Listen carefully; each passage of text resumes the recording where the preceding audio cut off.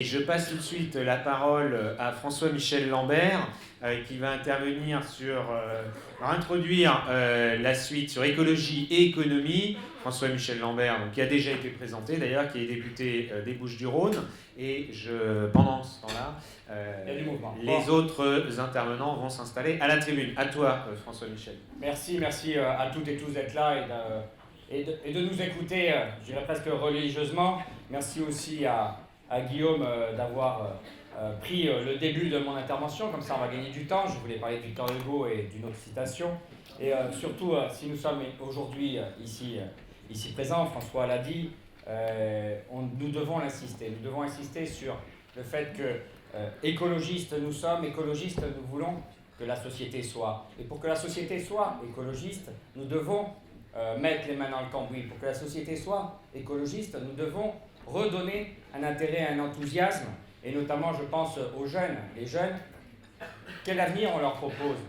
Les écologistes avaient trop tendance, à un certain moment, de dessiner un avenir sombre. Nous ne pouvons le nier, nous ne pouvons nier les difficultés qu'il y a sur, même les enjeux, plus que les difficultés, sur la crise du climat, les enjeux qu'il y a sur la disponibilité de ressources, sur la pollution. D'ailleurs, les scandales apparaissent. Mais nous ne pouvons construire pour nos jeunes un avenir qui s'appuie là-dessus. Nous devons au contraire répondre aux attentes de tous ces jeunes et au-delà de nous, aussi, considérons-nous jeunes, mais pour nous aussi, pour aller de l'avant et croire que la société, elle peut être changée avec ceux qui font la société. Ça, c'est important. C'est là-dessus que je souhaiterais insister. Nous ne devons pas imaginer effacer certains et les remplacer par d'autres, mais nous devons au contraire croire à la capacité de muter et d'entraîner les uns et les autres dans un nouveau modèle. Et c'est pour ça que économie et écologie ont à se rejoindre, vont se rejoindre. Ils vont se rejoindre, et notamment, ça a été dit, et je remercie encore Arnaud Gossman tout à l'heure pour tout son travail qu'il fait au sein de l'Institut de l'économie circulaire, dont j'ai la chance d'être président, mais avec nombre d'entreprises. On le voit, les entreprises sont en action. Les entreprises, qu'elles soient du CAC 40 ou que ce soit des entreprises plus modestes en taille, mais non pas en ambition, font action. Elles avancent. Elles veulent prendre cette voie du changement. Elles veulent réussir à intégrer les dimensions écologiques. Parce que dans les entreprises, on a trop caricaturé. Il y a des hommes et des femmes. Des hommes et des femmes qui sont souvent les parents, et donc qui construisent un avenir pour leurs enfants, et non pas un égoïsme tel certains voudraient le faire croire. Et c'est là-dessus que nous devons fonder notre construction et notre capacité à changer. Et en ce sens, je voudrais, parce que je souhaite que ceux qui soient à la tribune aient un temps de parole, donc aller très vite en conclusion, j'ai beaucoup plus la chance qu'eux de pouvoir m'exprimer, je voudrais quand même rappeler que entreprendre, c'est un mot qui conjugue tout à la fois avec l'économie et l'écologie, que entreprendre, c'est un mot extrêmement positif, que entreprendre la mutation et le changement que nous avons devant nous, c'est quelque chose que nous devons rendre positif pour y emmener les uns et les autres, pour y emmener notamment notre jeunesse, et pour que nous puissions, et notamment au sein d'écologistes, aller de l'avant et croire en notre avenir, participer à cet avenir avec tous les acteurs. C'est comme ça que nous ferons la mutation la plus rapide, c'est comme ça que nous gagnerons le plus vite possible ensemble, et je vous remercie. Merci François-Michel, merci beaucoup. Je passe tout de suite la parole à François Marty, et il m'a dit qu'il se définissait comme un militant écologiste qui a entrepris. Donc il va nous dire ce que ça signifie. Voilà, alors pour tous ceux qui s'intéressent, vous allez voir le site chenley.org. Je vais pas raconter ma vie et mon œuvre. Je vais vous dire deux choses. J'ai appris 3 fois l'écologie dans ma vie. D'abord parce que j'étais un gamin d'insertion, ça n'existait pas, et c'est des moines qui m'ont appris parce qu'ils ont remplacé mes parents. Ça s'appelait la nature, mais ça existait déjà avant l'écologie. Je l'ai appris avec mon beau-frère qui s'appelle Pierre Déhomme. Pour ceux qui connaissent, il fait un journal qui s'appelle La Hulotte, et il m'a vraiment éduqué à plein de choses. Des fois, on a une belle-mère quand on se marie, mais on peut avoir des beaux-frères qui sont intéressants. Et la troisième façon dont j'apprends l'écologie aujourd'hui, c'est l'écologie économique, parce que je vais juste vous raconter ça de mon projet. Avec la Fondation Ashoka, j'ai décidé il y a 5 ans de construire du logement en paille, en argile, en bois, toiture végétalisée, etc. Le vrai truc du bobo con et chiant à 3 000 € le mètre carré pour les gens qui sont au RSA. Et le modèle économique n'existait pas, donc tout le monde s'est foutu de moi. Donc j'ai lancé ça et j'ai pensé qu'au contraire, la finance pouvait être un ami. Donc je suis un des rares citoyens à vivre des lois que j'ai écrites. J'ai écrit du temps d'Asquette, parce que j'étais son conseiller, la loi sur l'épargne salariale solidaire, c'était un rêve que j'avais. Et donc j'ai été racketté, GDSES, Schneider, BNP Paribas, Amundi, Crédit Agricole, etc. Et actuellement je suis en train de racketter Vinci, Total, etc. Et je voudrais être le premier écolo à avoir des fonds d'investissement suisses qui viennent chez moi. Le jour où on ira prendre l'argent pour faire nos trucs plutôt que râler sur la finance, peut-être que l'écologie trouvera les moyens de ne pas être misérable. J'ai fini. Merci. Bravo pour la concision et le caractère percutant du message. Je passe tout de suite la parole à Robert Lyon. Alors, je ne sais pas si c'est nécessaire de présenter Robert Lyon, qui a beaucoup de choses à son actif, qui est actuellement conseiller régional d'Île-de-France et président de l'agence de développement économique de la région. Robert, je te passe la parole pour 3 minutes. 3 minutes pour répondre à la question, faut-il une nouvelle politique économique? Ça va être un petit peu difficile. Je dis oui. Il faut renouveler la politique.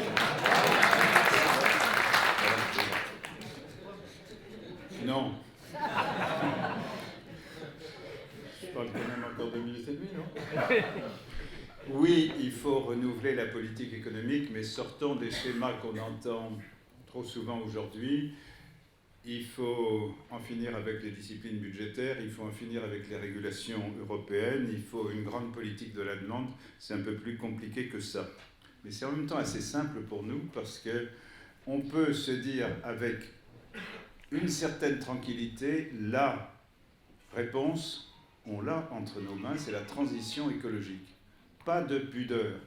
C'est une orientation qui est dans le vent.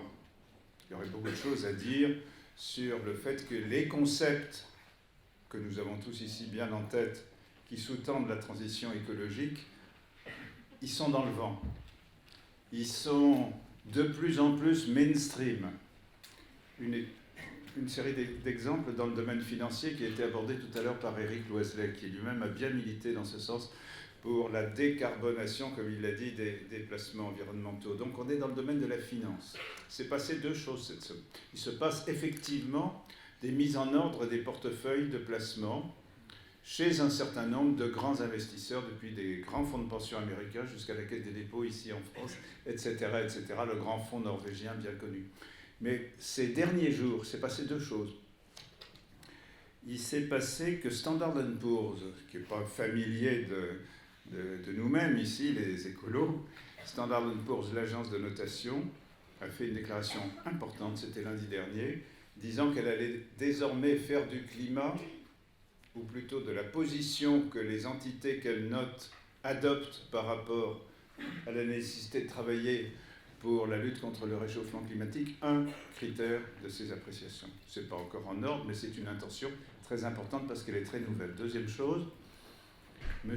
Mark Carney, gouverneur de la Banque d'Angleterre, président du comité de stabilisation financière mis en place à New York après la crise pendant la crise de 2008, vient de faire, c'était mardi ou mercredi, c'est Pascal Canfin en parlait dans un colloque où j'étais avant-hier, une déclaration où il dit « Le risque climatique, c'est plus seulement un risque environnemental, c'est un risque financier et nous avons tous, nous, institutions financières, à prendre ça en compte. » Ce sont des petites révolutions qui donnent du crédit à l'idée que derrière les politiques économiques et financières de demain, il y aura des critères nouveaux, des objectifs nouveaux, peut-être aussi importants que sont aujourd'hui dans la tête de chacun la croissance ou l'emploi, qui seront la contribution à la réduction des risques climatiques, la contribution à une bonne, on a le bon mot, transition écologique. Celle-ci, alors qu'il y a des initiatives dispersées, tâtonnantes, pas du tout mise en perspective sous une vision, celle-ci, la transition écologique, doit devenir, et nous pouvons en être les porteurs, l'élément de cohérence, d'unification de démarches qui sont aujourd'hui dispersées. Donc nous n'avons pas de complexe à avoir si nous sommes porteurs de la transition écologique. Nous pouvons être en avance sur d'autres qui n'ont pas tout à fait encore entendu le message de l'autre côté de la porte, etc. Non, tu ne vas pas me... Attends. Une minute encore. Qui vont être les principaux acteurs? Pensons à une politique économique nationale, respectueuse de l'Europe, avec aussi l'ambition de modifier les choses au niveau de Bruxelles. Essayons de nous mettre dans la tête que la puissance publique, les puissances publiques, depuis l'État jusqu'aux collectivités décentralisées, ne doivent plus, ne peuvent plus être les acteurs principaux. Coup de focus et coup de chapeau sur les rôles à jouer par les entreprises, les citoyens. Je ne vais pas m'étendre, mais nous sommes... Oui, je ne m'étends pas. Je ne m'étends pas sur toi, mon cher François. Les entreprises, les citoyens, ce sont des optiques différentes qui exigent de l'État qu'il soit davantage mobilisateur qu'acteur, plus respectueux du bottom-up et plus attentif à la diversité, à ce qui montera des acteurs de terrain. C'est une petite révolution culturelle, notamment pour l'État dans ce pays, qui a l'habitude et à qui on a l'habitude de demander de tout faire. Ces révolutions, ça fait partie d'une réforme de l'État qui accompagnera le renouvellement de la politique économique. Merci François. Merci Robert, merci beaucoup. Et je passe la parole tout de suite à Aline Archambault, sénatrice de Seine-Saint-Denis. Aline, à toi. Bonjour, le thème de l'atelier, l'écologie peut être un moteur du développement économique. J'en suis profondément convaincue. Tout d'abord, je pense vraiment que c'est possible si un certain nombre de valeurs et si une démarche claire sont engagées. Et si je suis ici, c'est parce que je pense que ces valeurs et cette démarche, c'est celle que nous recherchons ici. Nous sommes, je crois, pour une écologie optimiste, une écologie du progrès scientifique, technologique. Je pense qu'il faut refuser, dans une démarche économique, l'écologie punitive, ça a été dit tout à l'heure très bien par Patricia, et préférer des solutions d'écologie volontaire. Refuser l'écologie qui apparaît comme posant des problèmes, des contraintes aux acteurs économiques, mais bien une écologie des solutions, c'est souvent dit, encore faut-il le faire.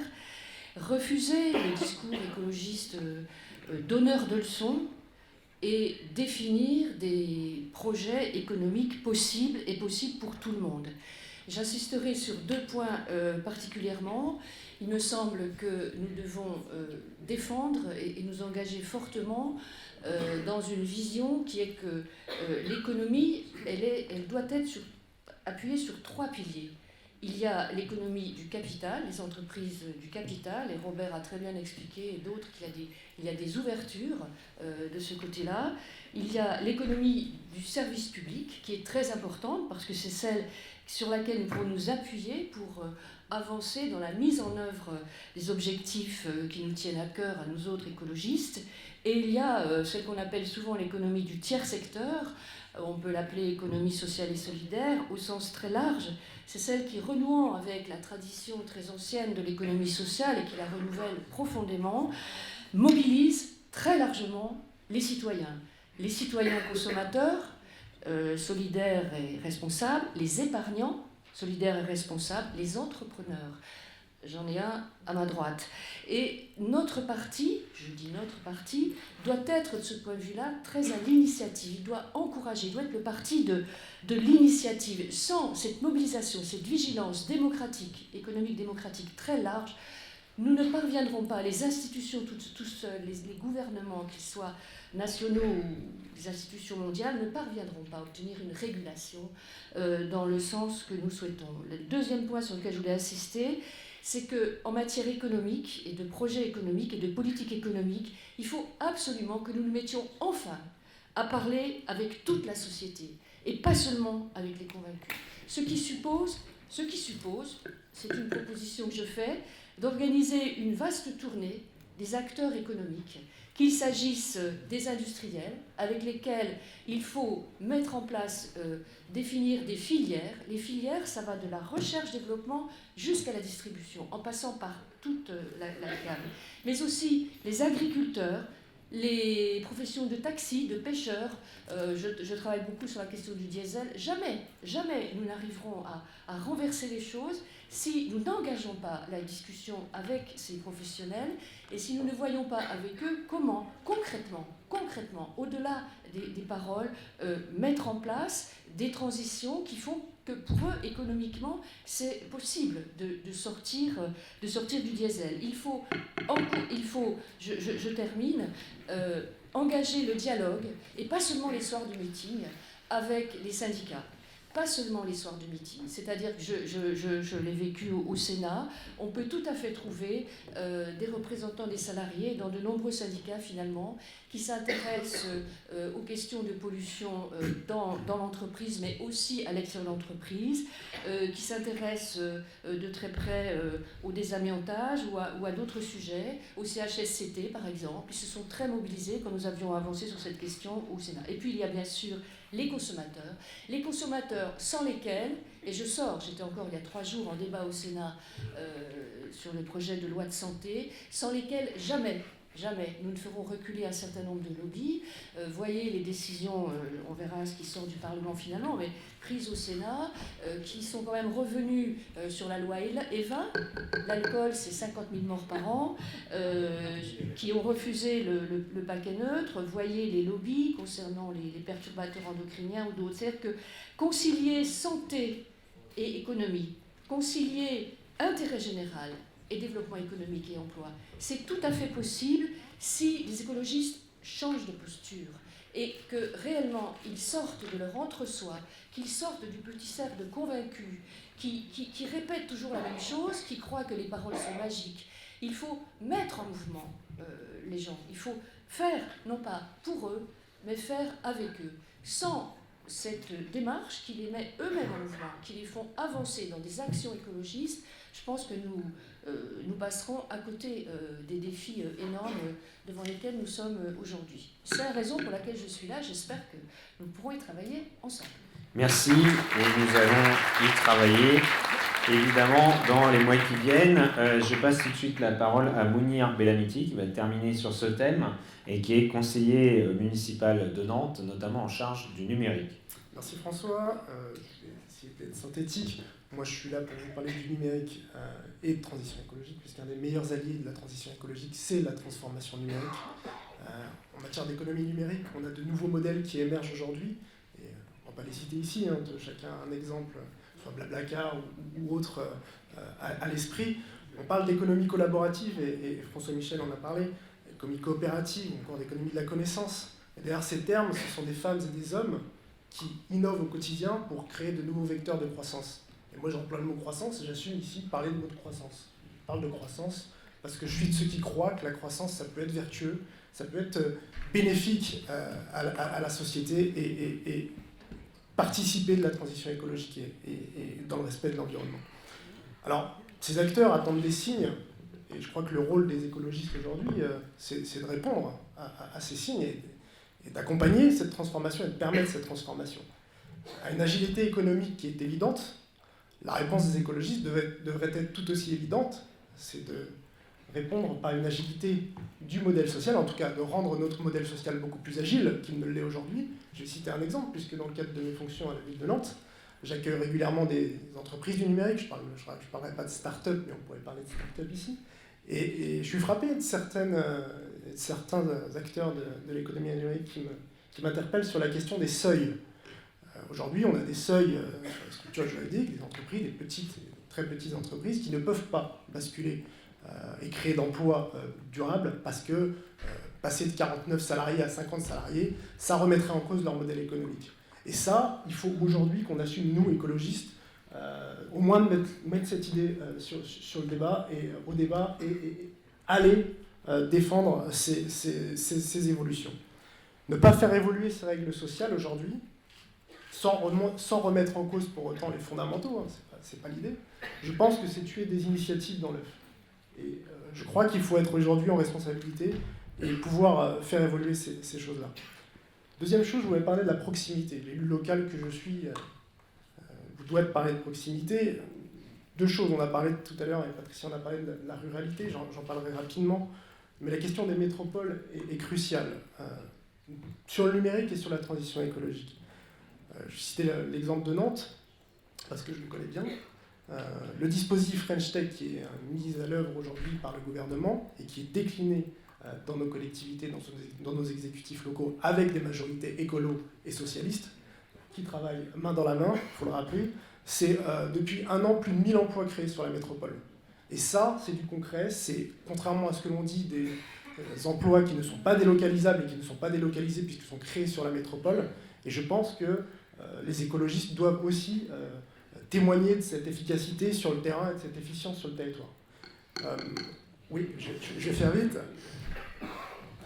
Juste pour dire que finalement la déclinaison concrète de ces mesures nationales sur le territoire et sur le local prouve encore, et je crois, qu'il est important que nous soyons en responsabilité jusque dans les exécutifs nationaux. Et je pense qu'il faut le dire aussi ici aujourd'hui. Ce qui marche au local doit marcher au national, et je pense qu'il faut revenir sur cette question-là. En tout cas, revenir dans les exécutifs. Enfin, je parlerai rapidement, François, si tu me permets, de la COP21 et de la baisse des émissions de gaz à effet de serre. On ne peut pas réussir cette COP21 et on ne pourra pas réussir à atteindre nos objectifs de réduction des émissions de gaz à effet de serre si on ne parle pas et on ne dialogue pas avec les acteurs et les opérateurs économiques. Dans le numérique, bien sûr, mais pas que, dans l'énergie aussi. Et évidemment, la mise en œuvre, la déclinaison concrète en actes dans l'économie réelle, dans la quotidienneté des gens, des citoyens, se fera au travers des acteurs et des opérateurs économiques. Sans eux, on n'atteindra pas nos objectifs de réduction, qui sont certes réalistes, mais qui ne seront pas atteignables comme ça, simplement en restant dans notre coin et en pestant contre les autres. Donc voilà, c'est ça l'écologie qui agit contre l'écologie qui punit. Et je pense que voilà, on doit sans cesse rappeler cette position et être de ceux qui font bouger les lignes et qui participent aux réalités du territoire jusqu'aux réalités de la nation et du pays. Voilà, merci François. Merci beaucoup Mounir.